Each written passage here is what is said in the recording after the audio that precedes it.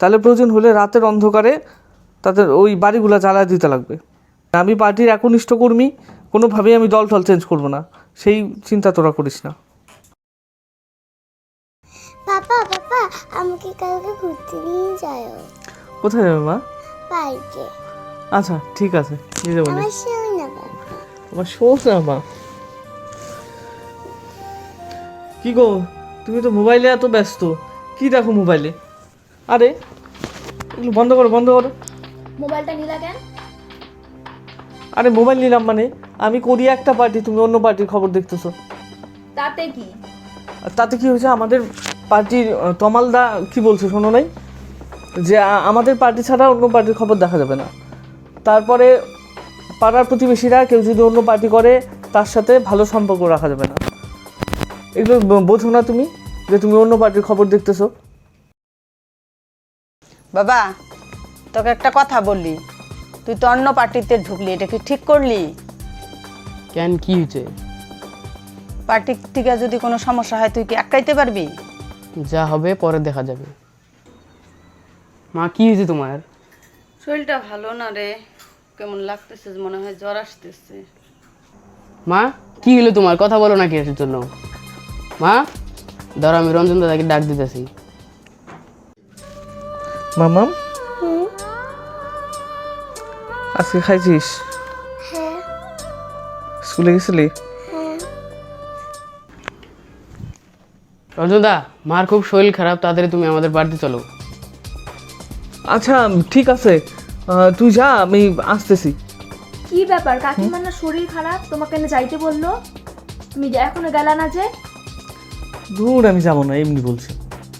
ঠিক আছে, তাহলে তুমি যাবে না, আমি যাই। আর ধুর, তুমি বোঝো না, যাইতে হবে না, ডাকলে যাইতে লাগবে নাকি? তুমি কি মানুষ?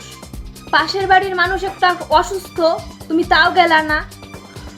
তোর তুমি কথা বললো না, তুমি বুঝবা না। ওরা অন্য পার্টি করে জানো, অন্য পার্টি করে, অন্য পার্টি করলে যাওয়া যাবে না, তাতে কি হয় হোক গা, ওখানে যাওয়া যাবে না, চুপ করে বসে থাকো।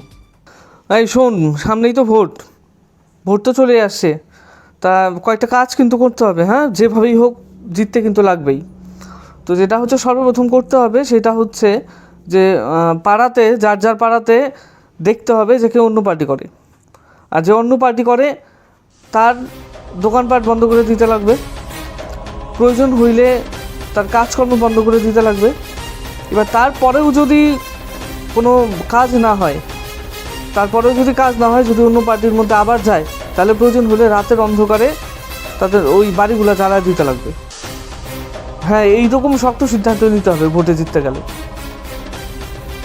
আর ভোটের কথা চিন্তা করতে হবে না, ভোটের ওখানে আমি নিজে দাঁড়ায় থাইকা সবার ভোট নিব, একদম ছাপ্পা ভোট, ওখানে কেউ কিচ্ছু করতে পারবে না।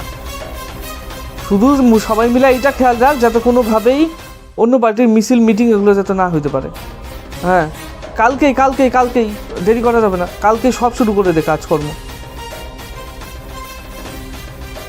ও, ওদের কি ধান খেতে, ও ভুট্টা, ঠিক আছে, প্রয়োজন হলে ভুট্টা খেতে আগুন ধরা দিবি না। অন্য পার্টি থেকে তো অনেক অফার আসে, না না, আমি পার্টির একনিষ্ঠ কর্মী, তোরা চিন্তা করিস না, তোদের এই দাদা থাকা পর্যন্ত তোদের গায়ে কেউ হাত দিতে পারবে না, আর তোদের কোনো চিন্তা নাই। আমি পার্টির একনিষ্ঠ কর্মী, কোনোভাবেই আমি দল টল চেঞ্জ করবো না, সেই চিন্তা তোরা করিস না।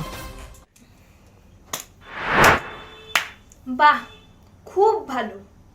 পার্টি করতে যায় তুমি এত নিচে নেমে গেছো, আমি সব কথা কিন্তু শুনছি।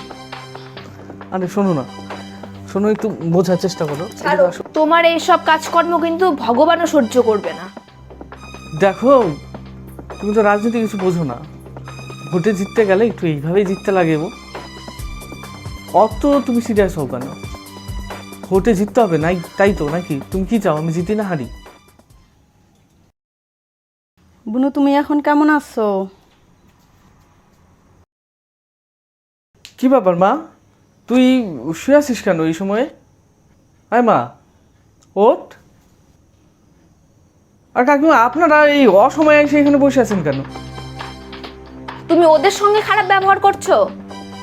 আজকে ওরা পাশে না থাকলে তোমার মেয়ে সুস্থ হতো না। কেন, কি হয়েছিল? মেয়েটার কদিন থেকে শরীর ভালো না, পায়খানা আর বমি। ওরা আজকে পাশে না থাকলে ওকে আমি বাঁচাতেই পারতাম না। তোমার তো কোনো চিন্তা ভাবনাই নেই।